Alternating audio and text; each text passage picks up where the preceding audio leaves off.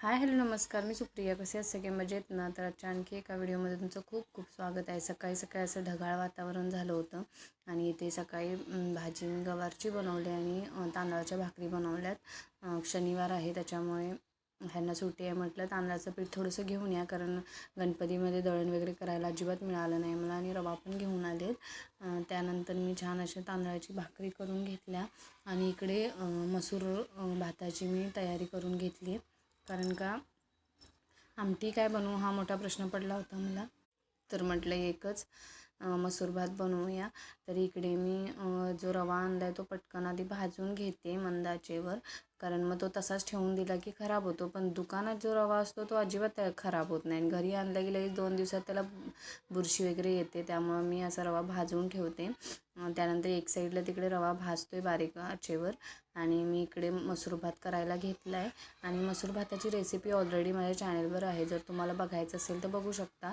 आणि इथे बघू शकताय मी गरम पाणी टाकलेलं आहे भातामध्ये आणि कोथिंबीर वगैरे टाकून मस्त झाकण ठेवून शिजू देते. तोपर्यंत म्हटलं इकडे एक गोष्ट तुम्हाला दाखवावी. तर ही जी साडी आहे ना त्याचं ब्लाऊज मी शिवलेलं आहे, ते मागच्या व्हिडिओमध्ये तुम्हाला व्हिडिओ टाकलेला आहे. आणि ही जी साडी आहे त्याचं काय झालं आहे, त्यांनी पीस म्हणून ना पदर कट केलेला आहे बघू शकता इथे. आणि तो मला शिवण्यासाठी दिला होता गणपतीमध्ये. पण म्हटलं हा पीस कसा काय असू शकेल, कारण दोन्हीकडे काट आहे त्याला, तर असं असू शकत नाही. म्हणून मी मग त्यांची साडी घेऊन आले आणि त्यानंतर बघते तर पीस तसाच ठेवला होता. कारण आणि पिको फॉल पण लावला होता त्यांनी. कारण हल्ली जे आले ना की एक साईड प्लेन असते, नेसूची पदराकडची बाजू प्लेन असते, त्याच्यामुळे गोंधळ होतो बायकांचा. आणि जे नवीन शिवणारे असतात त्यांना काही पटकन कळत नाही की पीस कोणता आहे किंवा काय पदर कोणता आहे.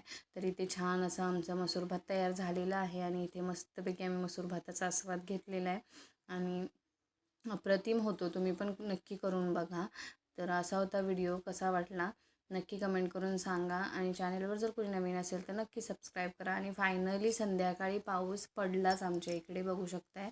थोडेसे क्लिप जोडले मी पुढे. चला तर मग बाय, पुन्हा भेटू.